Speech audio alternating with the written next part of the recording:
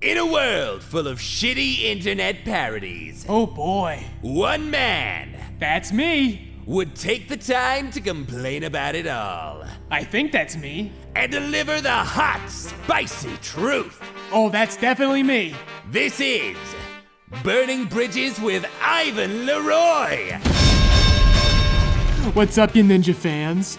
By some twisted miracle, the powers that be decided to pick up my pilot and see where this little match made in hell takes us. That said, for however long we do this, I think Burning Bridges will continue to be a perpetual work in progress.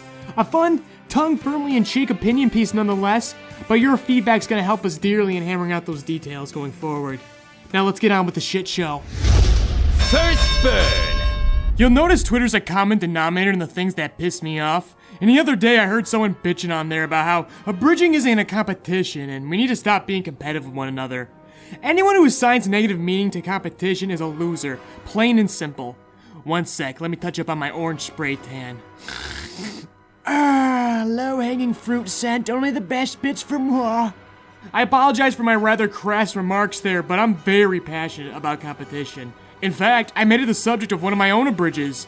Made for an abridging competition of all things, almost as if my argument's already been made for me. But you may have heard of it, I think it was called #Tuba or Tabula. Anyways, somebody who doesn't want to compete sells themselves way too short before they've even begun. Competition does exist in abridging, but it's a good thing, and here's why. Competition is the cradle of evolution. We as a community do not grow and diversify without it. If it wasn't for competition, we'd still be recording on Logitech and editing on Windows Movie Maker. The first episode of Yu-Gi-Oh! Abridged would have been the benchmark for quality. If Team 4-Star hadn't stepped up their game in response to the parody boom in 2010, abridging wouldn't have production powerhouses like Schmuck Squad and Project Mouthwash. If Purple Eyes hadn't challenged the comedic status quo, abridging would still be trapped in referential humor, and we wouldn't have MENTs that paved the way for phonetic humorists, such as Earl of Bassington, My Toaster is Retarded, and EOD. If Jessie Noaking hadn't dared to experiment with drama to win a competition for herself, there wouldn't be writer-director vehicles like Something Witty and JoyRide. The drive to outcompete one another and earn their own slice of the audience drove innovation. And I should assert, none of this has ever elicited conflict, which I believe is the negative attribution people have mistakenly made. As much as I have personally joked about it, nobody has ever truly succeeded in this community by means of hostility. And I can personally attest to the failure of that method. Competition is fun, and it's helpful, and you can contribute to that by being a good competitor. So how does one exactly healthily compete in this community? It's pretty fucking simple if you use common sense. The key is to have situational awareness. Make note of who's above you, below you, and equal to you. Learn from those above you. Note what resources they use to achieve their level of quality. What specifically are they doing that strikes a chord with their audience?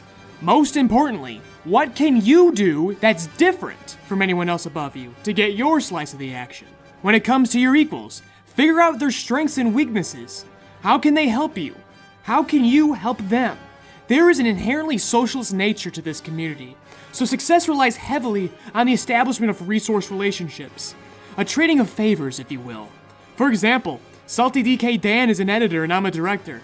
Salty needs voice actors and someone to direct them for an upcoming project. I need an editor to cover an empty monthly slot.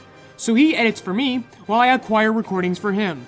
The supergroups and production powerhouses of tomorrow have their foundations built upon these types of relationships today. So should you.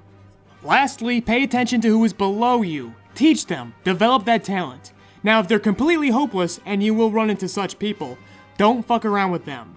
But when potential is palpable, you'll see it and you'll need to develop it. Don't rely on someone else to do this. Be that motherfucker's senpai. Being privy to their mistakes keeps you self-aware of your own. That alone serves as a fair check and balance. And yesterday's schmo could be tomorrow's sensation. You never know how quickly somebody could explode on the scene. It's one of the funnest parts of this community. And who knows, they may just return the favor in the future. As I hope you're beginning to understand, the fun and progress that competition catalyzes is predicated upon the practice of channels lifting one another up, through learning, scheming, and helping. So with that in mind, don't you really just want to encourage competition, rather than decry it? That's my first burn, we'll be right back. Rapid Fire Rewind! Aha! The bit that I thought was going to fail the pilot phase ended up being the most popular. So I'm back with another round of Rapid Fire Rewind, which isn't that rapid anymore because people have begged me to go into greater detail with my critiques, and Papa LeRoy is happy to oblige. But first, a disclaimer while I loosen up. The following commentary is that of a single individual and does not reflect the views, objectives, and visions of the Abridged Lounge as a whole. Listen to them at your own discretion, dirtbag. June 2017. God's Mishaps on this second-rate world by RunawayTurist is about as funny as listening to a bunch of middle schoolers snicker at a dog farting underneath the dinner table. But the energy and most importantly pacing are top-notch. It also boasts some impressive visual edits that serve the majority of its scant legitimate gags. Kudos to the animated bits though. I fucking love it when people do that. But you know what I love more? When folks cover an entire season in under 10 minutes. This is a wonderful practice that I like to see more of in parody, as it serves as a nice measuring stick for pacing. However, something I like to see less of is ISIS jokes. Seriously guys, I know I just said the humor was middle school, but that's fucking preschool. That all said though, I'm absolutely fascinated with the prospect of these guys approaching season 2. Overlord Abridged by TeamDai-Gurren was a chore for me to watch. I'm sorry, it was a bit of a snore fest, and I'll say why after I deliver some genuine praise. This was very well crafted. The vocal performances were some of the best I heard this month. A lot of love clearly went into this, and effort will never go unrecognized on my watch. Absolutely great job. But now let's get something fucking straight, TeamDai-Gurren. I'm not wholly familiar with Overlord, but I could tell right off the bat, and I did a little research afterwards to confirm my suspicions. It appears you didn't really diverge much, if at all, from the original story. And I know, everyone's like, Ivan, why does that really matter? Well, it matters in this case, because this particular group, you guys, you clearly have a built-in engaged audience. You're abridging something that clearly has a massive following of its own. So why not take a fucking risk for once, you guys? Turn the story on its fucking head, switch up the genre, do something different instead of the same story, now sillier and with swears and penis jokes. Man, so subversive. And I don't mean like that fucking abomination My Hero's Autistic, that's a bad kind of different. Now, I know you have the tools to do this right. I know you have the ability. And this isn't a scolding, by the way. This is a fucking halftime speech. And I want you little fuckers to run out of that tunnel and impress me like I know you fucking can. You hear that? That's the sound of me slapping you on the ass. Let's go, boys. Let's fucking go. And now for something less infuriating like Clannad Abridged Episode 1 by MewVenus. It's proof that with the right amount of research, networking, and most importantly scripting, a first Abridged can actually be done right and done well. Eclectic casting choices and quotable lines distinguish it from its peers, but its most notable feature is that the project is helmed by a female writer, and a damned good one at that. The female perspective is woefully underutilized in this medium, and this parody plays that up to a perfect effect. My big criticism though is that this parody needs work in the music department. Yes, parodies can operate on ambience alone, but too often in this did I hear underwhelming music tracks start and then almost never finish out a scene. This kills the momentum and will undercut moments of depth, which, based on the hints given in this episode, those are clearly coming in the future. For music that fits slice of life motif, I'd highly suggest the works of Christoph Beck. Rollin Nolan Sonic the Abridgehog Part 3 takes its final bow, or maybe seemingly, based on the final credits stinger, and is once again saved by its energetic performances. My criticisms from last month still stand today, but let me give you something else to ruminate going forward. Relationships between the characters. Don't think, oh, who's going to deliver a really bad joke here to fill the dead air? Which you are clearly and correctly avoiding, but why not do something better? Think about how the characters feel about one another. You missed a huge opportunity when Metal Sonic started yelling about how annoying Sonic was, because you simply made it loud by virtue of ancient laws of abridging, stating that loud is automatically funny. You could have retained that loud delivery, but also write Metal's lines in a manner that communicated his disdain, or maybe even jealousy, or inferiority complex towards Sonic. In this way, you not only get loud and funny, but most importantly, you get depth. Metal is no longer just a joke repository, he's a living, breathing thing with feelings and motives, despite how contradictory that sounds to what he actually is. Picking a robot was a bad example, but you get it, don't you? Next up is Food MENT Episode 4 by Grimjack69, with co-creator Coffin Jockey. I'm gonna be frank with you, Jackie boy, I have not been a fan of this series. I think it extrapolates one of your worst qualities, that being loud for the sake of being loud, and dials it to 11 times 11. I can't stand it, but my god did your best qualities shine through this time around. There were charming line deliveries when they weren't being screamed, that I know only a director of your caliber could pull out of people. But the thing that truly saved this episode was that fucking bear bit. Yeah, it's an off-camera moment and it's trite as all hell, but my god did you and Coffin own it. It goes in so many wonderfully wacky directions in such a short span of time that I'd forgotten for a moment that my eardrums had ruptured. Also, kudos to EOD on the editing front. We've all gotten so used to him editing old Batman footage that we forgot how well he can flex his prowess on new shows. Good call on picking him up. Now, do I dare give this a suggestion beyond don't underestimate the power of a quiet moment? How about some genre play? Instead of having all these scream fests bleed into each other and form one indistinguishable, blood-curdling scream, why not give each one some distinction through different lenses? Make your next episode feel like a horror or a spy thriller. The source material you're working with is so irreverent on its own, you could easily get away with this. Actually, you know what? It just came to me. The next episode, you gotta do a spaghetti western. That one's for free, Schmuck Squad. Kisses, because I know you all love me so much. Finally, we have Fate Stay Night Unlimited Blade Works Abridged Episode 1. Wow, what a fucking mouthful that was. By BlazingAzureCrow. Because you little cretins sunk the old Ablo rewind, I never got a chance to gush about my love for the episode 0. So I'm gonna combine reviews here. Azure's take on this show is a masterclass in introducing the core concepts of a source material to uninitiated in a way that's funny and engaging.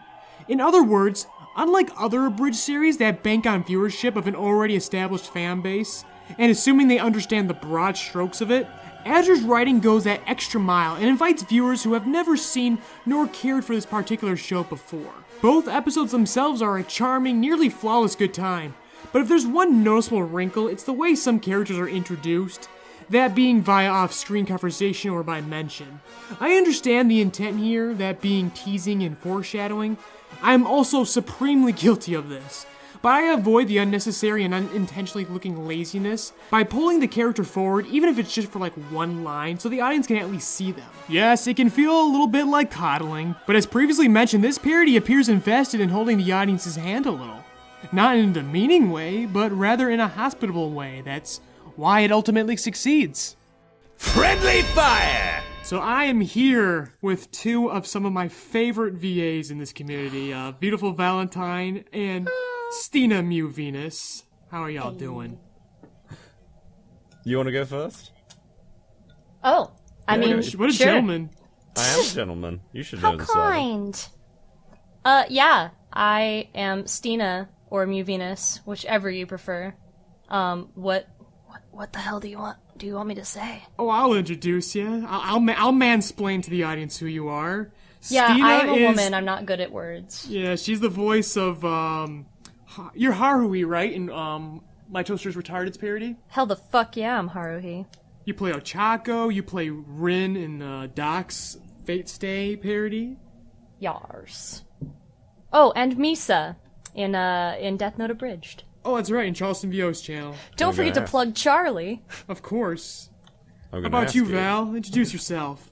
I am Viewtiful Valentine. Apparently one of Ivan's favorite voice actors, but I think he's just being nice sometimes when he says that. Do you want to say the rest? Want me to say rest? Yeah, I'll Go ahead. explain who Val is. Val is, he's the voice of Dreyfus in Seven Deadly Schmucks, and All Might in My Hero Academia Abridged, the one that I do. He fucking kills the role. I Fucking did. He's a good boy. No. And I brought you two here today because the topic of this episode was the prevalence of competition in abridging. Some people refuse to accept that it actually is a thing.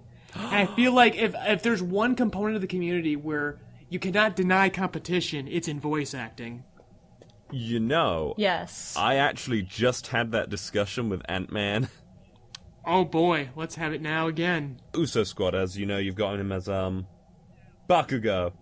Really good Bakugo. Great fucking catch. He is a really good voice actor, and it's a shame, because not that many people know of him, unless you're, like, in... Yeah, I mean, it was Konono all over again. It's like you have this guy, very Konono's talented great. young guy, who just hasn't been promoted properly.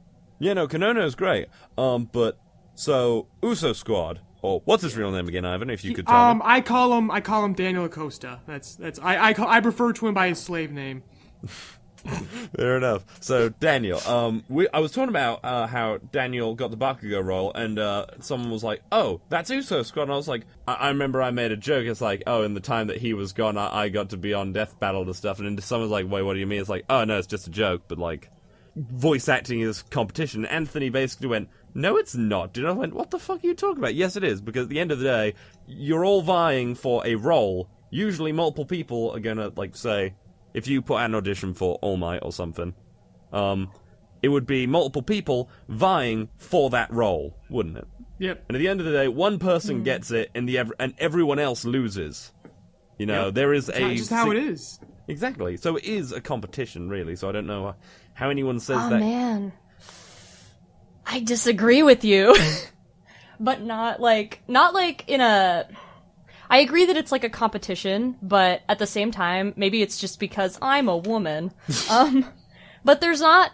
It's probably because like this is a very. There's a lot of dudes in abridging, and there's just not a lot of girls. Yeah, that's why I wanted the two of you, because you're both some of the best in your respective fields. But it's a very different kind of game on each side. Because with women, there's not as much competition. Well, like the thing with voice acting as a woman is a woman's perspective. A woman's touch. The whole thing with that is, I feel like because there are so few like known female VAs that get their shit done. Yeah. There's kind of a tendency to say, forget auditioning, like, I'm not even gonna post an audition for this role. I know MewVenus or Ali Floro is gonna be great, and that's all I need to know, you know? Yeah, like, you can make, like, that's the thing. There's a competition within those groups. Like, the top tier, I would call it. There's competition within there, like, because, you're not auditioning, but there is, like, some sort of game happening with the director when he's trying to choose between who he goes with. We comb through your demo reels, we comb through your body of work, and we approach you. And it's like a constant competition that's happening, even if you haven't even entered yourself into the race. That's we come after you. It's very. I remember at one point I was talking to Naomified, and she was like, "Naomified's quite busy, isn't she, Ivan?" Yes. Oh God. Yes, she is the premier. I'd say right now in the current state of abridging, she is the premier female VA. She's the first one everyone goes after. And y'all are welcome. I found her. Guess what? In an audition. I was the first one to ever use her. It was in Lupin the Abridged. God, rest in peace, that terrible piece of shit. But hey, it helped us discover Naomified, so it had its use. But no, she needs See, to and give that's her... like... Oh, carry on. No. Oh, you go ahead. Oh, okay. I'll finish my You two point. are both way too fucking polite. I knew I should have got Earl in here. She could fight. The mean show, and we're just like, oh, okay, please. shut the fuck up. Welcome to the mean Venus. show. Thank you. I'm gonna get to my point. Sorry, but no. But Naomi needs to give herself more credit. But my point was, she's always busy. Like, I'm just here, fucking twiddling my thumb, being like, I wonder when Ivan's gonna ask me to record something else. That's what I've noticed, and it drives me fucking nuts. Because I say you're one of the fucking best. No one utilizes you properly. Like you're my lead guy. You're like the fucking DiCaprio to my fucking Scorsese. But it's another form of competition I also want to address that exists here. The competition amongst directors, because we've achieved, because we're all at that level now where we rarely ever do hold auditions. It's just the people you know, and that's something. And you have to be likable. That's the thing. You gotta play. You have to play a fucking game. Like, and that's the game that I fail. I am one of the worst fucking networkers in this fucking community. I am the fucking the thing is, worst. even if you're not great at networking, like, if you have a couple people that will vouch that, like, you're easy to work with, it gets shit done. Like, for example, I didn't even make an attempt to network. What happened was someone told Charlie, oh, hey, you know, I hear you need a voice actress for Misa. Check out this girl's reel. And then he was like, ooh, can she audition? So I did. And he was like, that's great. And then from all that, I met Ivan, and I met, I guess I knew Rel already, but, like, I met all these people just because one person liked me. And so for directors, I think, like, if you're not likable, voice actors won't work with you at all. Yep. It's that, and that's the part that bugs me, because I'm one of those guys who's like, do your fucking job. It's just business. And it's like, who gives a fuck if you don't like each other? Just fucking be adults and work together. But it is much better when you are friends and you like each other. But people like you is the other thing, though. People like, do like you, Ivan. Because you do have that, like, professional get shit done thing going on when you're recording, but it's like, you're still able to be someone that people can talk to, like, and you keep those things separate. And once again, this is the result of competition. I am like not only do I work like as I kept lamenting how guys like Acosta and Kanono and Val don't get the representation they deserve.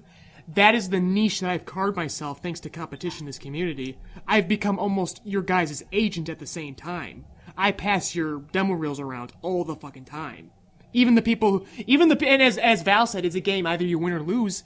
Not exactly. Because the Bakugo auditions that I did for My Hero Academia Abridged, anyone who may be listening to this who auditioned for that, don't feel bad. Guess what? I took those clips, I saved them, I'm passing them around to my peers. You do want to compete, and you'll learn, like, you'll learn something for it, or you'll get a little bit of benefit just for playing the game. Like, you gotta treat it like a game and accrue the benefits of it. That's one thing that I've noticed, like, with a lot of people get, like, discouraged when they audition for things and they don't get in right away. I have to say, like, when I started, like, voice acting online, like, I don't know, 7 million years ago. I don't know, I was, like, a teenager. Yeah, it was like 6.5 million. Yeah, it was a long-ass time ago. I was still in high school. And I was not very good. I was recording with my laptop mic.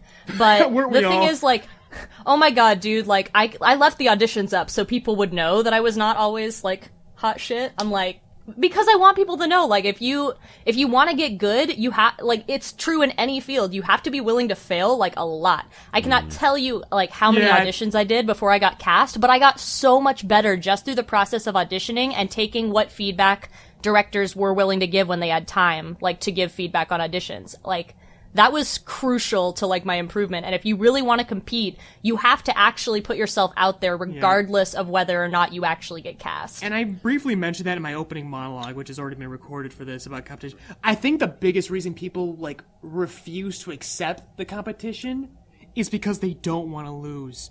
Guys, you gotta have to want to lose, because you're not gonna fucking learn anything if you don't. Well, yeah, the thing, you don't lose, you win because you learn shit. Speaking of competition, that's another aspect I don't think people realize is that, like, your mic quality does make a big difference. I think that's more of a newbie thing. It's an arms race. Because another thing that people refuse to accept, your Blue Yeti. Here's the thing, I'm actually one of the biggest defenders of a Blue Yeti, but you can't use it to voice act. I'm sorry. You can, podcasting is fine, I'm not using it for the podcast, but if you want a podcast, you want a live stream, perfect little microphone you can carry around, you have to worry about breaking it. It's the perfect hobbyist microphone, but you can't fucking voice act. That was the biggest issue with the Bakugo auditions. Great voices, but you can tell, like, we've been doing this for so long, you can tell the difference between a USB and an XLR microphone. It's just... Well, like, everyone praises it to the high heavens. Like, someone's like, hey, what's a good microphone? And it looks like it's a fucking thing I've got. I'm like, it's the best of a bad situation, but it doesn't mean it's good. I mean, like, I get investing in a Blue Yeti, like, for your first mic. Like, you know, if you're not sure you want to stick with it, but, like, if you're wanting to, like, seriously stick with this for a couple of years, like, you like this enough that you can see yourself voice acting as a hobby for a long time, you need a better mic, or you're gonna be really angry and disappointed. You're not even gonna get the chance to compete. That's the way to put it. On my USB editor's keys mic, I got a paid role. Oh, you got a paid role? How much did they pay you? They paid me $12. But considering that must have covered the entire mic. Good job. No. Return on investment. Actually, the USB mic I bought was £100. Oh! Like, here's the thing, Val, you've been saying pounds this entire time, and I thought you were talking about how heavy your microphone was. I just realized... You're like, holy hell! I was like, 100 pounds? I'm like, fuck, man, I can curl that. Because I saw you fucking, Val, talking about how heavy your microphones were. I'm like, fuck, I can invest in both lifting weights and voice acting at the same time. What, you imagine me, I'm just holding the mic up to my face when I'm doing all my, and I'm like, yeah, and then I'm like doing the fucking... Okay, let's record, Ivan. I'm all pumped up. You don't have to answer, but have you broken even on profit for voice acting? I think I have by now, actually, because as you know, I do that Culture Crash show, and they pay me they every pay you episode. well, don't they? Yeah. They pay me pretty well, honestly. So I would say, yeah, I have broken even. How? I know, I'm asking the most, like, fucking meanest fucking questions, Val, but... Yeah. How much did fucking Death Battle pay you? I'm not sure if I'm allowed to say that. You should. They Fuck gave 'em. me a contract. They gave me a contract. If the audience doesn't know, I have a beef with the director of Death Battle because they she's didn't. lovely. And She's I was nice. ill, to be fair. Yeah, but here's the thing: you have to be nice if you're not talented. Fuck. Oh, that's fuck. Hey, did you listen to that fucking Death Battle? Val is one of the best fucking voice actors on the internet. And what did she make him do? That's all fucking Val does the entire Val barely even fucking speaks. You know what? Actually, I've got something I want to say, which is kind of beef.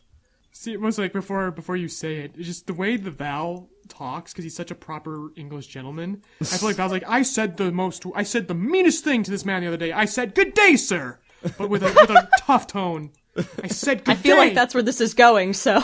Well, I said good day, and now I lay awake And at then night he worrying. said good day, and I said no, good day, and then I pulled off my clean white bleach glove, and I Like it's slightly, legit. and I just did a waterfall in his face with it. I did a face waterfall. I invited him to a duel. You know, I'll say this. Goodness me. I have a top hat. You Oh should. my God. No, dude, Stina. The other day we were What? streaming, and fucking Val has a fucking dress, and he wears it around the house. No, it's a That's gown. adorable. It's a gown. He goes, "Ivan, I'm wearing a dressing gown." It's I'm like, called "What a the fuck is-" dressing gown, damn it. Okay, so American versions of things. Good day is the same as fuck you in America, Oh, and no, dressing we just- gown is the same as a goddamn dress. Like, No, there we is ca- no difference We here. call each other cunts. Yeah, see, I thought that was Australian because I had a talk with Sprite Stuff, who I should definitely get on the nice. show next. He's a fucking great guy. He seems like a cool he guy. he told me there's like 10 different ways to say cunt with different meanings. Like it's all about the Ooh. fucking. Like Stina would love that because you're a fucking linguist. Well, I do love I was that, actually gonna and I say love the that, word cunt. So bring it on. Yeah, he was I was like gonna he say gave me the like he was like cunt, and like he gave me a definition for every way to say cunt. It was so awesome. That should just be the topic of the next episode. I'll have him do talk that. about it. I'll definitely bring it up with him if I remember. But the thing That's how you're burning the bridges. But thing let's I talk was about gonna this say dress. was- Let's talk about Val's No, cross I want to dressing. get to the thing I was really good. So Oh, I yeah, basically Val said was to gonna a tell us guy- his mean thing. I Tell us basically your mean said to thing. this guy, I will probably, one, I don't think she fucking likes me anymore. Yeah, I noticed anyway. you were in there. Two, I noticed something was wrong too. and two, she never directs me, and whenever I fucking do anything for her, it makes me look like a piece of shit. Because Because that when guy I was was doing like, my research- oh, I feel that, yeah. That guy was 'Cause I was like, oh looking yeah, for, I saw your performance on her. Yeah, I know, I was shit. I don't even put it Right. on my voice I wish acting you'd seen list. me somewhere else. I don't even put on my voice acting list. And then I showed him the new My Hero thing and went, this is me under direction. He was like, what, fuck, that was awesome. And Yeah, it's like, there's a difference. Yeah. bless Ivan's little cotton socks. My little. You need to cotton trademark socks. that shit, because that was beautiful. Little cotton Yeah. socks is a new character. Bless his little cotton socks. Bless No, his little cotton cotton socks is a socks. character. Fucking linguistically, like, this makes me want to move to England. Like, Oh, just wait. for that. Just for the it to hear talk. basically that. it Until you grow basically fucking tired of means it.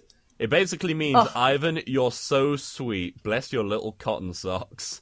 I've never heard that. That sounds like something you'd say in I the South. fucking love that. That's something you would say in the South and has like a racial connotation to it. Well, now it's something you're gonna say in South Canada / Idaho. Well, bless his little cotton socks. Yeah. So what the original topic was competition, wasn't it?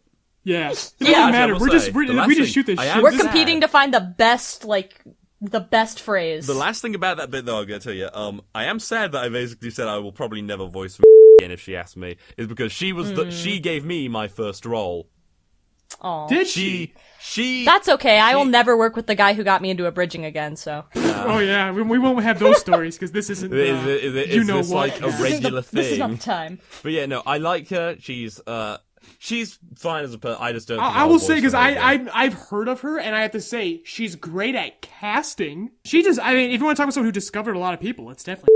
But yeah, when it comes to directing them, Yeah, she's a nice person, but she never directs me, so I'm just like, fuck it, I'm not gonna bother because Well, I like, always sound the shit. funny thing is, I came from a place where that isn't the norm. So I used to, I feel like an ass, but I'll admit this. I used to get like annoyed with people when they'd be like, "Do you want to live direct?" Because believe it or not, in fan dubbing, no one fucking did that. Like for the Really? longest time that I was there, no one live directed. I was notorious for Ippo Abridged. I never live directed for Equal Bridge. I had this assembly line going where we had And lines. it brings your work to, like, such a higher level when you direct your actors, because you can have the most talented voice actors in the world, but, like, if you're not there to direct them, if you don't explain to them what the fuck you're looking for, you're not gonna get what scene you might want. turn out okay, but you won't be satisfied with it. It's true. And then you have to ask them for redos, and it's just annoying. Because I had episodes of Epo, like, recorded 5 months in advance, but the delivery was always fucking bad.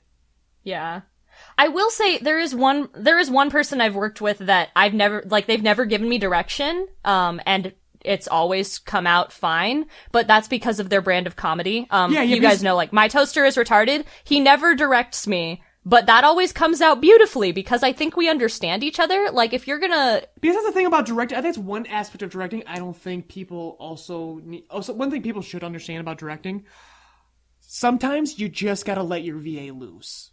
Sometimes they understand the role better than even you do. Or else writer. we would never have our All Might voice, would we, Ivan? Yeah, I mean, I let Val off. If you listen to All Might in episode 3, at the beginning of episode 3 and then the end of episode 3, you see Val start possessing the role and really becoming All Might, and you listen to the voice change, and by the time you get to episode 4, it's completely his. Like, he brings it to life himself. And sometimes you just gotta step back and allow that to happen. Right. And that's one thing, like, that's the one time I do think it's okay to, like, not direct, and that's part of, like, why I think me and Rel work so well together, is just because, like, we never do live direction, and I rarely have to redo things, and it's just because he gives me that free reign, to just go nuts with it. And that's the kind of show Haru he is, too. Exactly. It's the kind of, it is over the top. It is a VA playground, is what it is. Use your imagination. Yeah, it's fucking great. That's the perfect description for it. I can't speak for everyone, but I think that I learned my role even better after watching the finished episodes, because I was like, oh my god, I understand, like, the energy of the script better, you know? That's another aspect of competition I need to bring up. If you see an opportunity, you gotta fucking take it. Even though we compete, we're still very supportive of each other.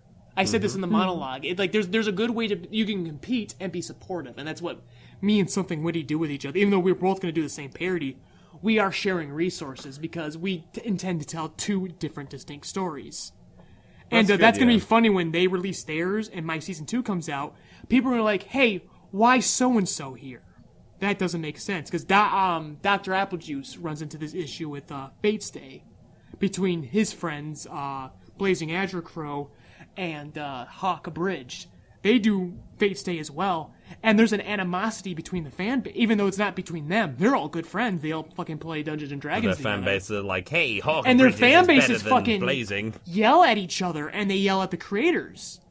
And I think that's another aspect of why people are so afraid of competition here. And But that's the form of doing your competition idea. that the viewer, the consumer, does not understand, is between Exactly, the director. Yeah, but in voice actors' cases, it's a case of, I have to be better. Let's say I'm a girl as well. Let's say I just suddenly grow tits. Well, you're already wearing a dress, so you're Yeah, halfway I mean, there. like, I am not wearing my dressing Bless gown your right little now. I cotton bet socks. you tuck it in, Val. I am not wearing my dressing gown right now, I'll have you know, Ivan. I'm why wearing aren't well, you? go put it on shorts. before you start talking about being a woman. Tell us, Val. Tell us why you understand women better than Stina does. I Mansplain don't. to me about your Okay, vagina. new segment, mansplaining with Val. Go. No. Val-splaining. Let's go. I haven't got a script ready. I haven't done the research. Yes, perfect. Just like a man. Just like a man. Am I right, Stina? Earl of Bassington. I don't know Earl of Bassington, but I remember his audition for Dreyfus really stood out to me on the Seven Deadly Schmucks He was thing. one of my favorites. That's where I scoped. That is where I scoped you out from, Val. Was that audition? I auditioned for it too, and they fucking. I never noticed you, Ivan. Yeah, I'm you sorry. assholes. They deleted my audition. They don't like me. I don't even remember my audition. Yeah. I remember but doing it. Earl's stood out to me, and all I thought was, because Earl auditioned shortly after me, I think. Shortly after me. Because I was like right on that shit when I saw the announcement, hey, we're looking for a voice actor for...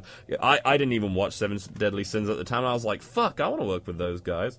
So I took a look at it, thought, yeah, this Dreyfus guy, he seems cool, so I did my voice. And then Earl shortly after me, auditioned for it, and I was like, fuck, his is really good! And he's friends with Buddy, so, like, they know each other. And Yeah, so he actually put that in the thing as well. I thought he was gonna get it.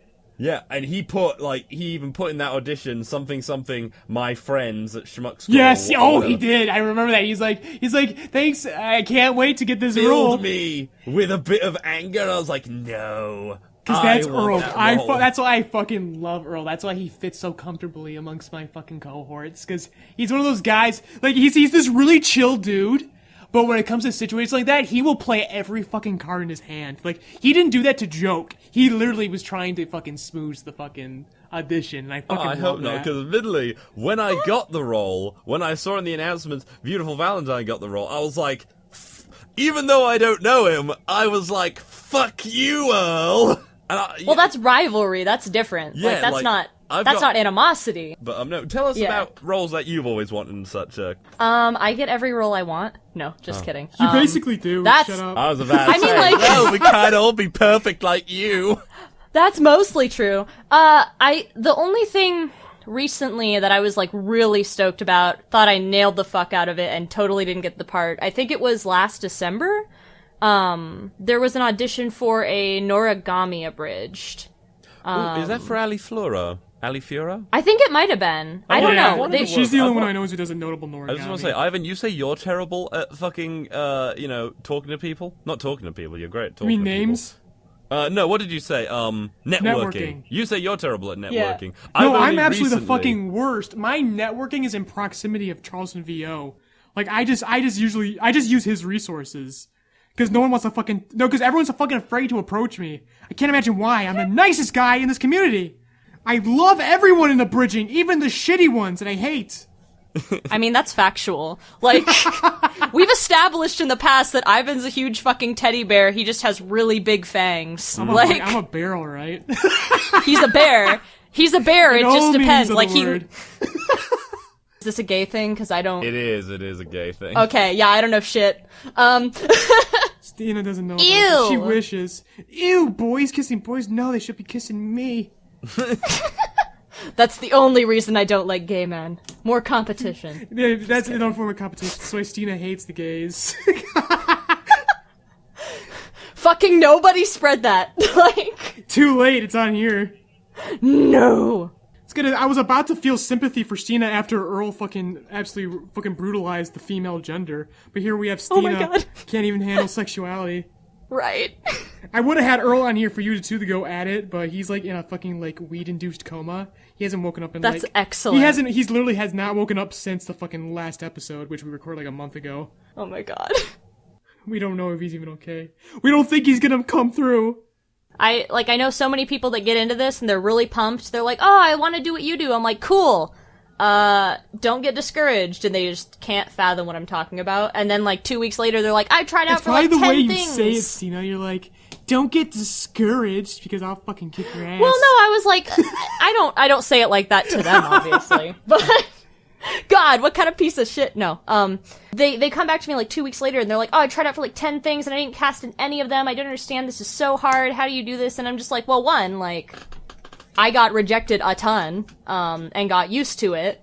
And two, it's like, you have to find your stride and you have to find your niche as well, because like people start out and they want to try out for everything, but you have to face the music eventually that like everyone has kind of a niche, and then you'll find sub competition within that niche. You know what I mean? Yeah. Like there are some people that can be the all-stars and do anything like sprite stuff. Oh yeah, Sprite But, stuff like- can fucking... Me and Charlie have this saying about Sprite stuff where he could play every character in a single abridge and you wouldn't know it was the same person. You would never know. You would never fucking know, and it's infuriating. But yeah, so like you find a place. Most people find a place that their voice works best. Like I get cast as bitches a lot. Like You do! I get cast as really bitchy characters, and I'm just good at it. Yeah, that's another thing we should tell voice actors. As much as you're gonna hate it later, embrace the typecast. Embrace Yep. it. Because It'll Because get it is you your out lifeline. there. It is your lifeline for work. I would like to say I have a pretty decent range. It's not amazing. Okay? No, you got a solid range. Yeah.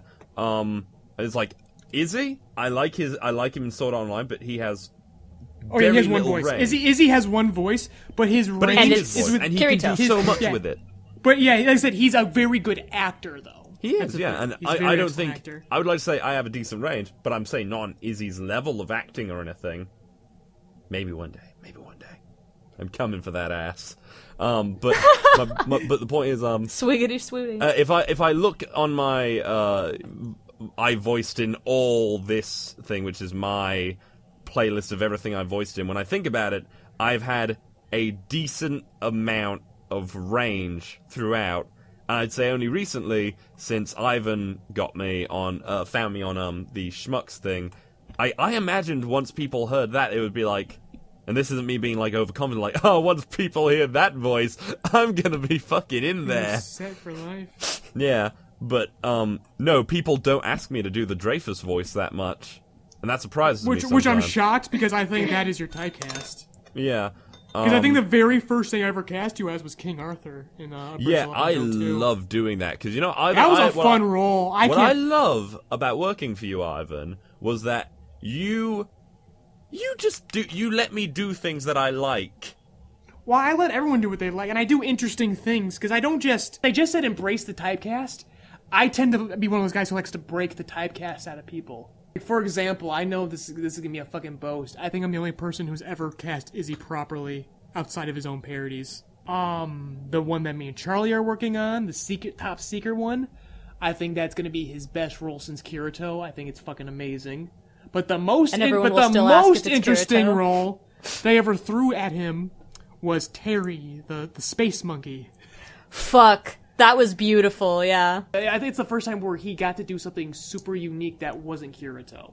Yeah, no, Because if you listen to wherever else he's just used for the sake of being Izzy. But here, I literally made him a little side character monkey. And it was like one of my favorite roles of him. And I know it sounds biased, but it's like my favorite role I ever heard him in. Because it was so different. I like delivery. If someone does a delivery in a way that I like it, I can listen to that one line for ages because I'm like, man, I love the way he said that. And I don't know why. I really like it when he goes, if I'm remembering it rightly, bye. Yeah, he goes, bye. Bye. He goes, hi, Yuri. It was such a charming little bye. We're gonna bring in a special guest. Jeez, we That'll have. be interesting. Yeah. It's time to throw down, Stina. Ah! Earl, back you Stina's up, got Venus. a bone to pick with you. Heard you got beef with women, bitch. He's stunned. He just hangs He's up. stunned. He can't help it. His masculinity is so fragile. He couldn't handle it. Did you trip over your dick? Okay, from the top. And action. Wow, Earl has entered the room. Earl, exterior. It's the rooftop of Ivan's Malibu home as Stina and Earl of Bassington face each other. I have a bone to pick with you. Oh, do you now? Is the fate of mankind in my hands? I will defeat you, bitch. I'm sorry, did you say mankind? Oh no! Ah! Trapped! Oh shit! Which is funny because he is a trap. Oh. I don't want to fight Earl. I'll fight Earl. What? Yeah. Yo, Val was talking mad shit about you, Earl. I was saying, was. Val is his rival. I just heard that he hates women fuck and the thought it was amusing. Fuck the gender war. A year ago, Earl, you auditioned for fucking Seven Deadly Schmucks as Dreyfus. I too auditioned. Dun, dun, dun. I too auditioned as Dreyfus, and I thought you were gonna fucking win. But when I came out on top, admittedly, I looked at your icon and went, "Fuck you, Earl," because I thought you were going to win. Didn't I plug you? Didn't I say like, no, if this guy doesn't get it, You did? But Yeah, I Oh, did. a I'm wrinkle such a in great the guy. story. I'm such a Babe, great what? guy. way Oh my you goodness, worded guys. it. I totally you- baited you, Val, because I remember this too. No, I do too, but this is my explanation. Oh, because Val just the way doesn't give you a shit. 'cause worded it. Val's fucking He's skeezy. I'm not skeezy. I am simply Earl said it in aggressive. his audition. He said, "Man, please, I've seen this young man named Viewtiful Valentine. He I deserves the thought role." you were being facetious. This is what I was- competition does to people, everybody. It turns everyone together. I was wrong. I For will once, I was admit- wrong. Burn out. And that wraps up our show for this month. I want to thank Viewtiful Valentine and MewVenus for putting up a great discussion there. Links to their work are in the description below, as well as all the abridges I highlighted in the rewind. So be sure to check those all out. And while you're at it, confirm my Christ complex and crucify me in the comments for missing any abridges you liked this past month. I'll catch fire with you next time, folks. Take care.